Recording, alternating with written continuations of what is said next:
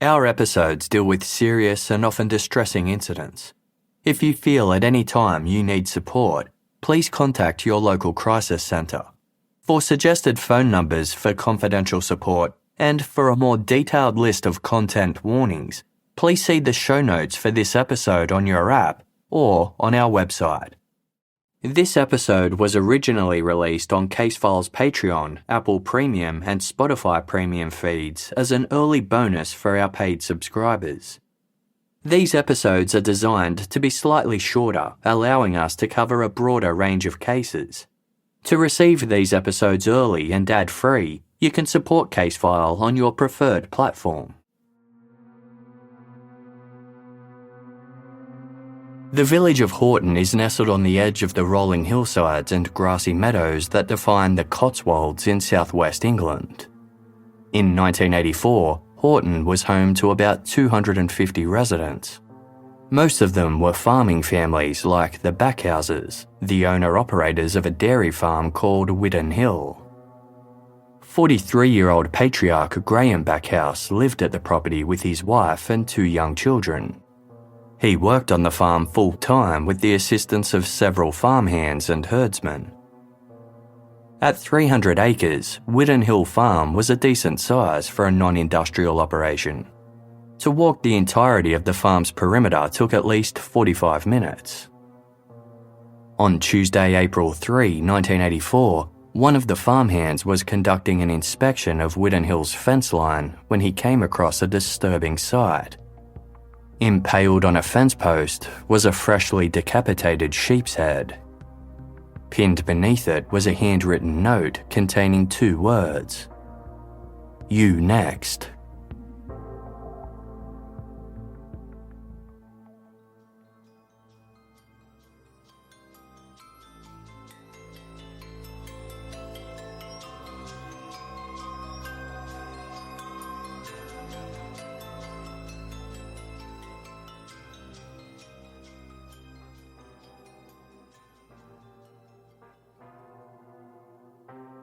When Wittenhill's owner Graham Backhouse was informed about the gruesome discovery, he immediately knew that the message was directed at him.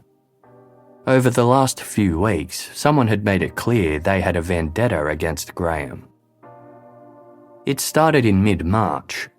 Graham was sorting through the farm's mail when a handwritten letter caught his eye. It was addressed to Graham specifically and read, "At last I have found you.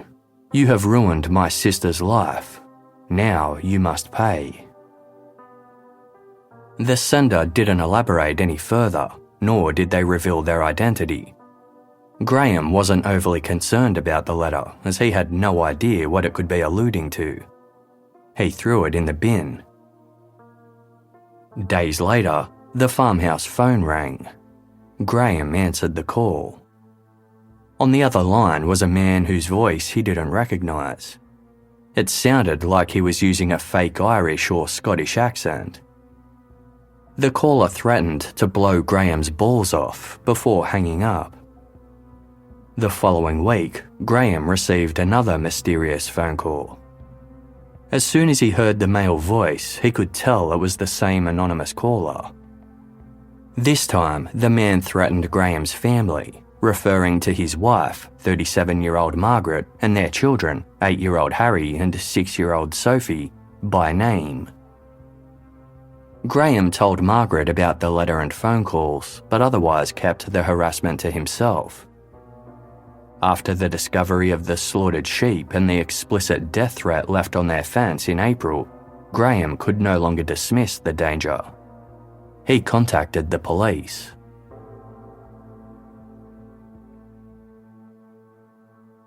When officers arrived at Wittenh, neither Graham nor Margaret could offer any explanation as to why they had been targeted. With no immediate leads, police connected a recording device to the farm's phone line. Should the mystery man call again, police would at least have a recording of his threats. In the meantime, investigators searched for anyone who might hold a grudge against Graham Backhouse. They discovered he had a blemish to his name.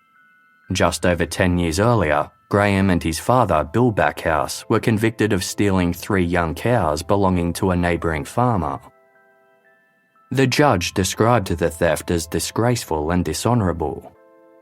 The Backhouse men were each fined £600, the equivalent of roughly £10,000 in today's money.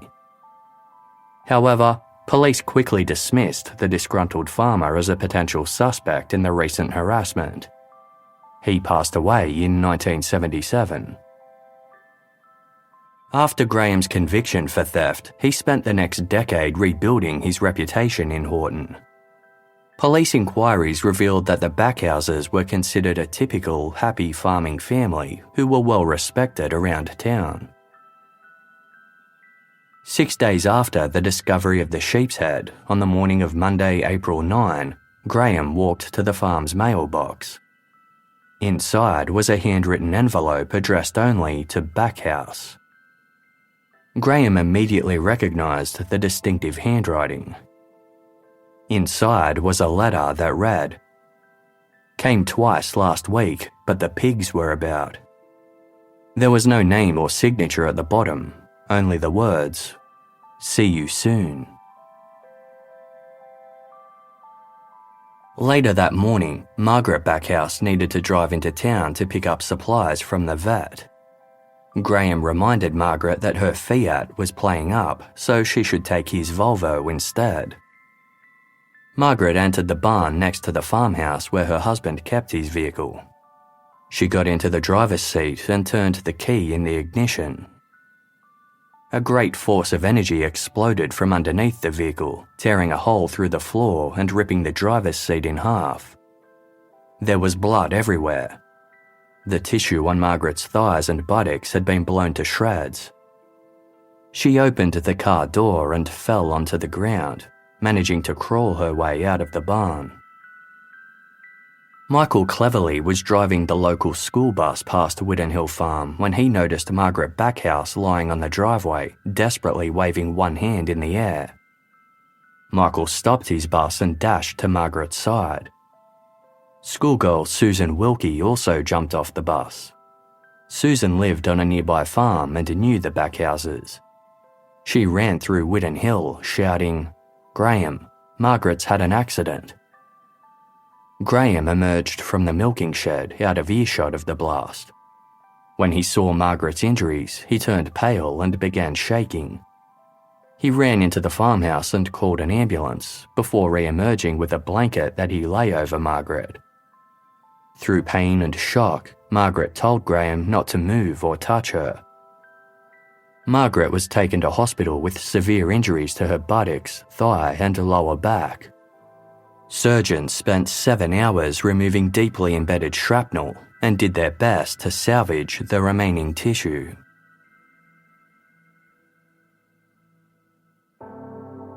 Meanwhile, police sealed off Wittenh. An army bomb disposal unit was called in to clear the scene. Once it was deemed safe, police explosive experts processed the wreckage of the Volvo. Little evidence of the explosion was visible from the car's exterior. Only the roof was slightly dented and a window pane cracked. However, when police opened the doors, there was practically nothing left of the driver's side floor or seat. Specialists determined that a homemade pipe bomb had been placed under the car, beneath the driver's seat. The bomb was made using a 10-centimetre long piece of steel scaffolding pipe, which had been screwed onto a cast iron collar. The pipe had been packed with 4,500 lead pellets and gunpowder from up to 12 shotgun cartridges. Margaret Backhouse wouldn't have noticed anything out of the ordinary. The bomb had been wired to the ignition and the fuse of a heating element that warmed up the driver's seat, with the wiring concealed from view. As soon as Margaret turned the Volvo's ignition, the bomb exploded. In any other car, the explosion would have likely been fatal. However, the Backhouse's Volvo was a particular model that had thinner, more flexible floor panels and a solid, heavy seat that was bolted to the frame. The floor panels absorbed the vast majority of the bomb's impact, and the seat's sturdy construction acted like a safety cage. These features had saved Margaret's life. One detective described the bomb to the Bristol Evening Post as a diabolical device placed by someone who has no consideration for human life.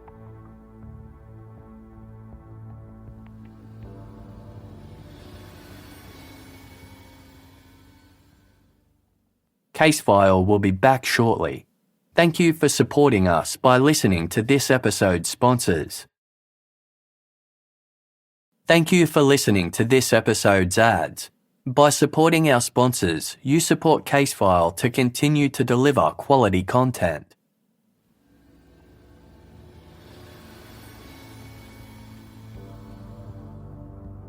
Margaret Backhouse was a fundraiser and local treasurer for the Save the Children charity. It seemed highly unlikely that she'd run afoul of anyone in town. Given that Graham Backhouse was the one who usually drove the Volvo, police believed that he had been the intended target of the car bomb. Fearing for their safety, Graham and Margaret's children were sent to stay with their grandmother. Graham returned to Wittenh Hill, with a 24-hour police presence established to guard against any further attacks. While Margaret recovered in hospital, Graham attended the police station for an interview. With the harasser delivering on their threats, Graham knew it was time to talk. Contrary to what he'd previously told detectives, Graham conceded there could be someone in the village who held a grudge against him. He admitted he was having a boundary dispute with one of his neighbours. Detectives noted this information, but deemed it an unlikely motive.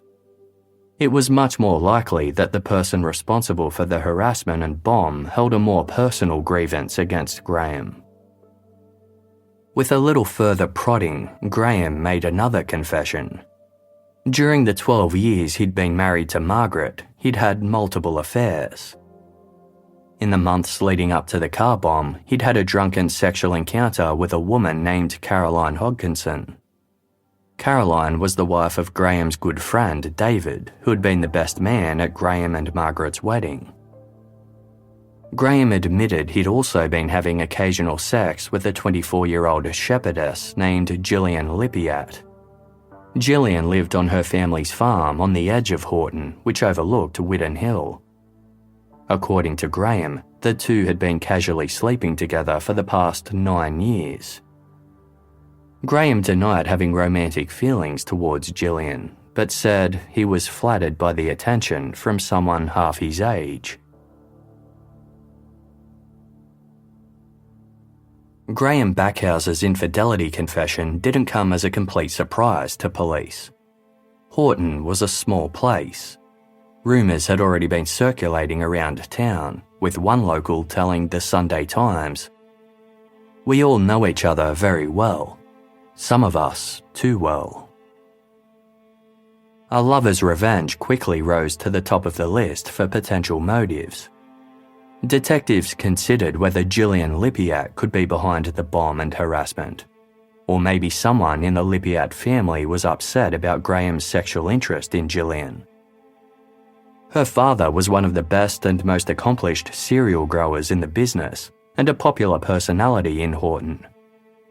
He and his family had been close friends with the Backhouses for more than a decade. When questioned by police, the members of the Lippiatt family all denied responsibility for the car bomb.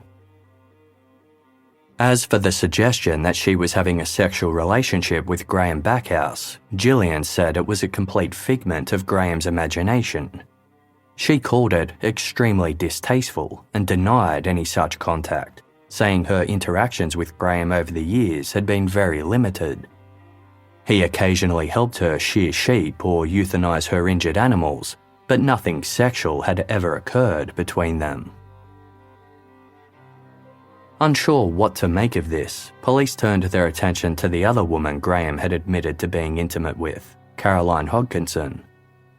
They discovered that Caroline's husband, David, was an electrical engineer who had previously worked with explosives. He'd also conducted repairs on Graham's Volvo in the past. Police arrived at the Hodgkinson house to question the couple, only to find that David was in Spain and had been there since before the explosion.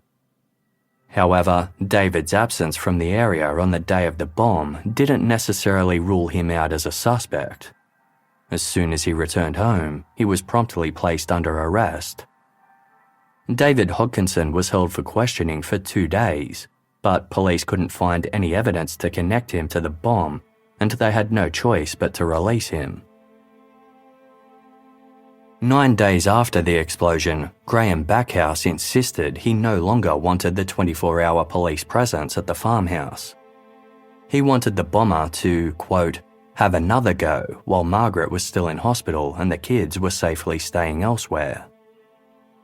It seemed to be the only way to identify the person responsible, and Graham believed the bomber was unlikely to strike while the police were there.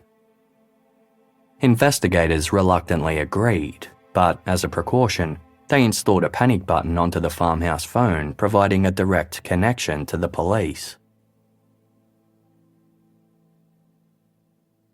Weeks passed without incident. Having reached a dead end with the lovers' revenge theory, police looked into the land dispute Graham Backhouse claimed to be having with his neighbour, Colin Bedale Taylor. The 63-year-old former army officer lived in a converted cottage known as the Gatehouse. The cottage's driveway ran alongside the back fields of Wittenh Hill Farm. According to Graham, Colin had been denying him his legal right to use the driveway so that he could access the fields. On Monday, April 30, 3 weeks after the bombing, detectives visited the home of Colin Bedale Taylor and his wife, also named Margaret. The couple had lived in the Gatehouse for over 20 years, where they raised their 4 children. When questioned about the boundary dispute, Colin denied having any conflict with Graham or anyone else involved with Wittenh Hill. He claimed he and Margaret barely knew the Backhouses. Colin was later excused so that the detectives could speak candidly with his wife. They then asked her about Colin's criminal convictions. Margaret was blindsided. She had no idea what the detectives were talking about. They explained that Colin had been convicted twice for shoplifting. After recovering from her shock, Margaret explained that the last few years had been very difficult, especially for Colin. In 1981, Colin lost his job and fell into depression. The following year, Colin and Margaret's youngest son, 19-year-old Digby, was killed in a car accident. The driver of the car was Digby's friend, Denzel Woollacott. Denzel survived the crash and was charged with reckless driving, but later cleared of any criminal liability. He was eventually employed by Graham Backhouse to do odd jobs at Wittenh Hill. Colin's mental health suffered further each time he crossed paths with Denzel. Despite these hardships, Margaret assured the detectives that Colin had just started seeing a psychiatrist and was getting the help he needed. During this discussion, Colin busied himself in his workshop. As a way to pass time, he had taken to restoring old furniture for people in the village. Eventually, Colin put his tools down and popped his head inside the house. Margaret was still speaking with the detectives. Colin interrupted briefly to tell his wife that he was going to the Backhouses, but offered no explanation as to why. Neither she nor the detectives questioned it. It was around sunset as Colin Bedale Taylor walked the short distance to Wittenh Hill Farm. Outside, the place was quiet. The workers had left for the day, and there were no longer any police guarding the property. Lights were on inside the farmhouse as Colin knocked on the front door. 10 minutes later, the sound of sirens pierced the air. 8 police cars and an ambulance sped up Horton Hill. Someone had raised the panic alarm at Wittenh Hill. Officers entered the farmhouse to a confronting sight. Graham Backhouse was standing in the hallway dripping with blood. The left side of his face had been slashed from ear to lip. A long, deep wound ran from his left shoulder across to his right hip. Beside him was a 12-gauge shotgun. Colin Bedale Taylor lay dead on the hallway floor. He had taken 2 shotgun blasts to the chest. In his right hand was a Stanley knife.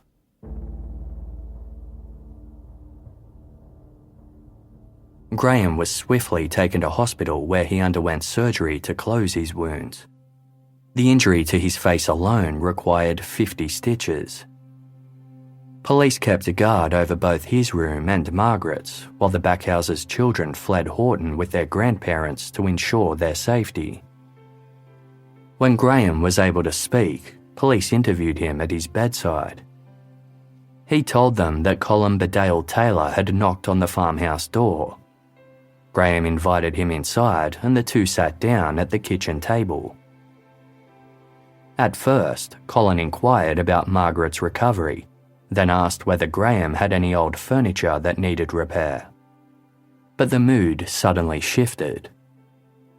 Colin told Graham that God had sent him.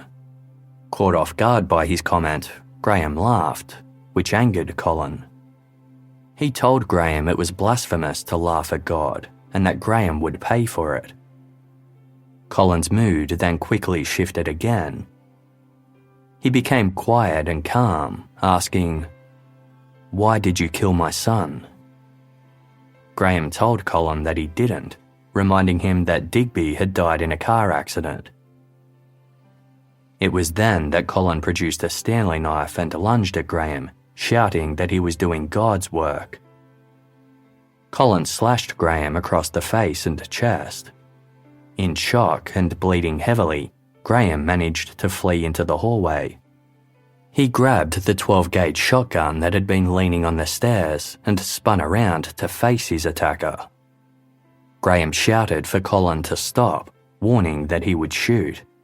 But Colin kept moving forward, the Stanley knife raised. Graham had no choice. He fired 2 shots and Colin fell to the floor. 2 days after the shooting, Graham Backhouse was discharged from hospital. He spent a few days with his mother before being permitted to return to Wittenh Hill. Later that week, his wife Margaret was also discharged. She had recovered from the bomb blast but still required crutches to move around. Margaret travelled directly to her parents' home in the West Midlands to be reunited with her children. With Colin Bedale Taylor dead after being identified as the Backhouse's harasser, it seemed to be an open and shut case. But investigators weren't so sure.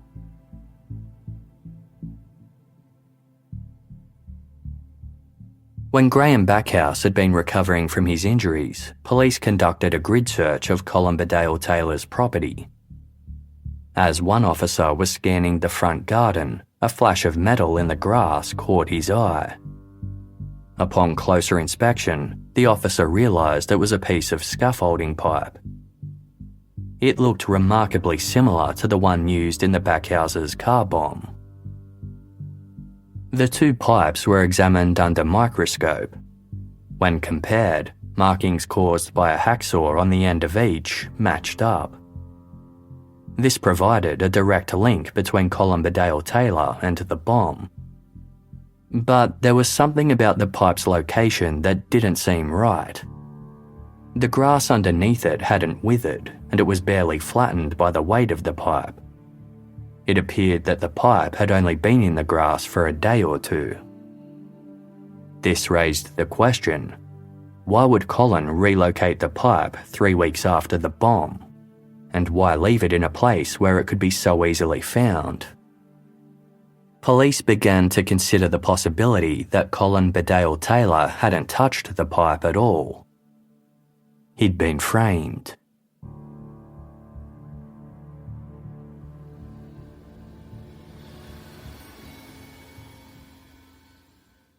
Case File will be back shortly.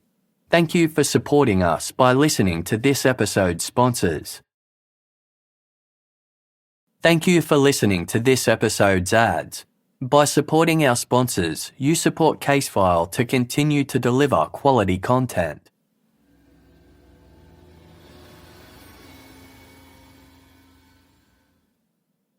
Following the explosion that nearly killed Margaret Backhouse, one of the Wittenh Hill farmhands had told police he recalled hearing noises coming from an outbuilding a few days before the bomb went off.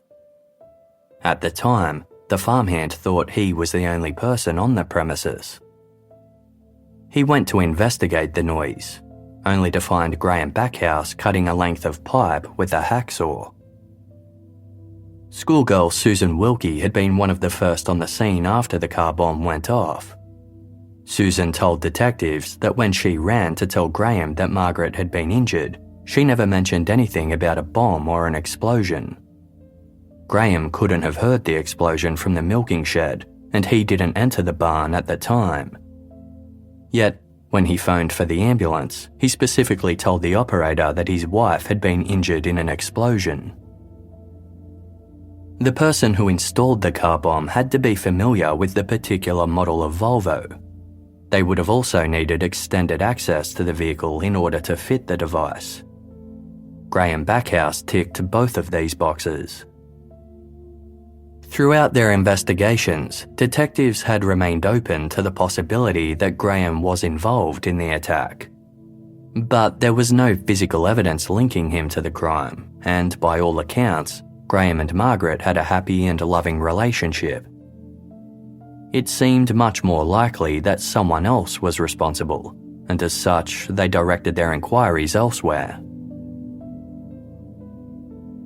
After Colin Bedale Taylor's death, several more questions were raised. Graham told officers that Colin had slashed him with a Stanley knife while the two were in the kitchen. But when forensic investigators analysed the crime scene, they found no cast-off blood spatter on the walls, floor, or furniture as would be expected. Instead, round drops of blood were grouped together in several locations on the kitchen floor. Some of the blood drops were found underneath the upturned kitchen chairs, while smears of blood were also found on the backrest of each chair. After being injured, Graham claimed to have fled the kitchen and stumbled into the hallway to grab his shotgun. However, there was no trail of blood leading between these two locations, and not a drop of blood on the shotgun. Droplets of blood matching Graham's blood type were also found on Colin's body. With the blood evidence raising more questions than answers, investigators turned to the threatening letters that Graham Backhouse had received. A handwriting expert compared the notes to a sample of Colin Bedale Taylor's handwriting. The lettering was completely different. The notes were then compared to the handwriting of Graham Backhouse. This time, the similarities were significant. On the death thread accompanying the sheep's head, the words "You next" had been scrawled on a piece of lined notebook paper. Some of the sheep's blood had seeped into the paper, but analysts were still able to make out an imprint on the back of the page. It was a complex, spiral-shaped doodle. When police were collecting evidence from the Wittenh Hill farmhouse after Colin was shot, they seized a small lined notebook from Graham's study. The paper was of a similar size to the "You next" note. Investigators flicked through the pages until something caught their eye. Drawn in pen was the exact same spiral-shaped doodle. With this evidence emerging, investigators grew confident that Graham Backhouse had planted the bomb with the intention of killing his wife. Failing to do so, he framed Colin Bedale Taylor for the crime. The question was, why?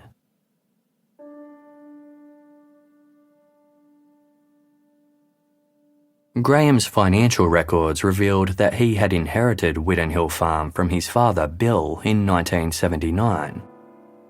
At the time, the farm was a profitable business renowned for producing champion dairy cows.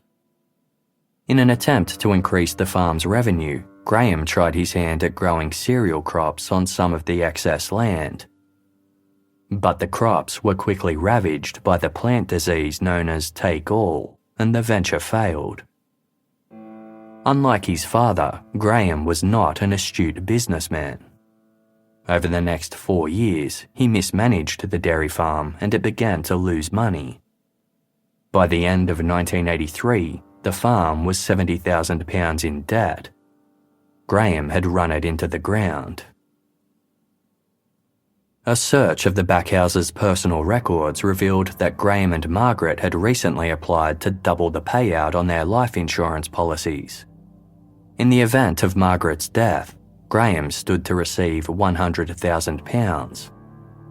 Only days after the application was made, the so-called campaign of threats against Graham began. On Thursday, April 5, 1984, the new life insurance policies were approved. 4 days later, Margaret unwittingly detonated the car bomb. Having failed in his plot to kill his wife, investigators believed that Graham Backhouse was faced with 2 problems. The first was that he still needed to pay off his crippling debt. Inquiries with his insurance company revealed that in the week after the explosion, Graham submitted a claim on Margaret's behalf. Given that she'd survived, they weren't entitled to the full £100,000, but Margaret's serious injuries would have warranted at least some amount of compensation. Graham's second, larger problem was that he needed to deflect suspicion away from himself. In addition to coming clean about his legitimate infidelities, he fabricated an affair with Gillian Lippiatt. He also concocted a boundary dispute with Colin Bedale Taylor. These admissions opened up several lines of investigation, all painting Graham as a target for someone's grievance. Police believed that Graham's plan was to frame someone else and then kill that person himself, citing self-defense. In preparation, he dismissed the 24-hour police guard. For the next stage of his plan, Graham needed to lure one of the possible targets to the farmhouse. By Monday, April 30, Graham had settled on Colin Bedale Taylor. That afternoon, Graham invited Colin over to Wittenh Hill, likely under the pretense of doing some furniture restoration work. Police were called to the farm within 10 minutes of Colin leaving his home. Investigators therefore concluded that Graham had opened fire on Colin almost immediately after he set foot inside. Colin was shot twice in the chest. Forensics revealed that the second shot had been fired as Colin was falling backwards or lying flat on the floor, disputing Graham's claim of self-defense. Graham then set about staging the crime scene and making it look like he'd been attacked. The wounds to Graham's face and body were continuous slices, indicating that he was standing very still when the injuries occurred. No defensive cuts were found on his hands or arms. A forensic expert concluded that Graham's injuries were self-inflicted. After slashing his own face and torso, police believed that Graham leant over Colin's body and placed the Stanley knife in his right hand. This explained why drops of Graham's blood were found on Colin's body. It also explained why Colin was still holding the knife. Had he really been wielding the knife at Graham, investigators believed Colin would have dropped it after being shot. The round drops of blood on the kitchen floor and the contact blood on the backrest of the chairs indicated that Graham then walked around the room, upturning the chairs to make it look like a struggle had taken place. Only when Graham was satisfied with the scene did he hit the panic button and wait for the police.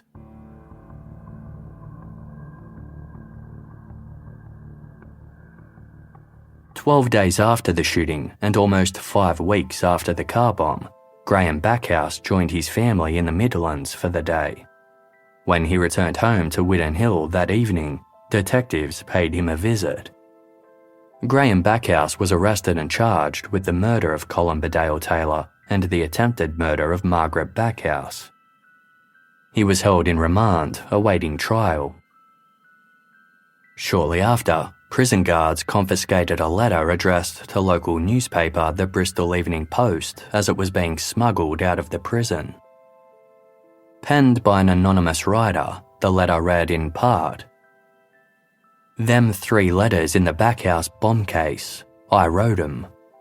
Colin Bedale Taylor made me. He said it was God's work because Backhouse was a wicked man. Colin never said anything about any bomb until afterwards. I would not have done it if he had said. I told Colin that God would punish him, and now he is dead. God has forgiven me. I don't trust pigs. That is why I write to you. Please help." Police knew immediately who wrote the letter. A few days earlier, Graham Backhouse had written to his wife Margaret claiming that the police had framed him. He was desperate to, quote, "get out of this hellhole." Graham revealed his plan to write an anonymous letter to a newspaper to make people believe that someone else was responsible for the bomb. Graham boasted that he could write the letter well enough to throw the police case into confusion. He just needed Margaret to send him more writing materials. Graham concluded, "I know it is wrong of me to ask you to do this, but I am innocent. I have no one else to turn to. You are my only hope. I love you." Margaret didn't follow through on Graham's request. Instead, she handed the letter to the police. The handwriting on the Bristol Evening Post letter was analysed by an expert, leaving no doubt that it had been written by Graham Backhouse. Graham's trial commenced in January 1985. He pleaded not guilty to both charges and testified to his innocence on the stand. The prosecutor told the court that Graham Backhouse intended to kill his wife Margaret in order to pay his debts with her life insurance money. He said that Graham's crimes were carefully planned, quite deliberate, and carried out in cold blood. Margaret Backhouse sobbed quietly in the public gallery each day as the evidence against her husband was laid out.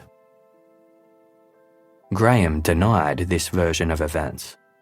He maintained his story about being ambushed by Colin Bedale Taylor, saying he'd feared for his life during the attack.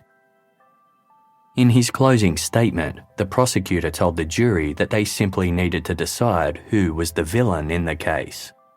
Was it Colin Bedale Taylor or Graham Backhouse?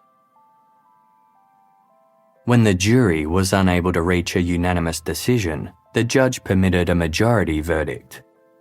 90 minutes later, with a majority of 10-2, the jury found Graham Backhouse guilty on both counts. Graham began shaking in the dock as he was given 2 life sentences. The judge concluded, "You are a devious and wicked man. The enormity of the crime that you have committed is very grave. Not content with trying to kill a wife who, according to your own evidence, loved you and had done you no wrong, you then set about cold-bloodedly to plot and kill your neighbour who had never done you any harm and whom you barely knew." Outside court, Horton locals spoke of their relief at the verdict. One woman told reporters, "There has been a cloud hanging over us since the car bomb, but now we hope the village can get back to normal." Gillian Lippiat, the woman Graham claimed to be having an ongoing affair with, said, "Backhouse goes down as an utter liar. He has not said one word of truth in court." Margaret Backhouse requested privacy for herself and her family. Despite the trauma that the farmhouse represented, Margaret and her children continued to live at Wittenh Hill until it was sold 6 months later. The property eventually became a horse boarding stable and riding estate. Supported by the community, Margaret remained close to Horton. The following year, her divorce from Graham was finalised, with the court readily agreeing with the grounds of unreasonable behaviour. In 1994, less than 10 years into his sentence, Graham Backhouse was playing cricket in the prison exercise yard when he suffered a heart attack. He died 3 days later. The following year, 48-year-old Margaret Backhouse passed away from cancer. She was survived by her 2 teenage children. Colin Bedale Taylor had been a man of the people. In addition to his furniture restoration work, he had served as a chairman on the Village Hall Committee and had helped draw plans to rebuild the community hall. Just the day before he was killed, Colin had agreed to become a sidesman at the village church, a role that would entail handing out hymn books and showing people to their seats. That same day, he had erected a handmade wooden sign outside the local school, which was facing budget cuts, so that its name could be proudly displayed. The church rector described Colin as a quiet man who was full of fun. In the wake of Graham's conviction, he expressed relief that Colin's name had been completely cleared. Another villager told the Western Daily Press, "Colin was a good friend to a lot of people and had done many kindnesses. He will be tremendously missed by the whole village." 6 weeks after Colin's murder, nearly every resident of Horton crammed into the small village church to attend his funeral. Referring to the large number of attendees, one local said, "The people of Horton will say with their feet what they cannot say with their mouths about the death of Colin." Colin was laid to rest next to his beloved son, Digby. In the weeks that followed, plans were made to erect a plaque in Colin's honour. A community spokesperson told the Bristol Evening Post, "We don't want to remember him as a murdered man, but as someone who has done a lot of work in the village for years."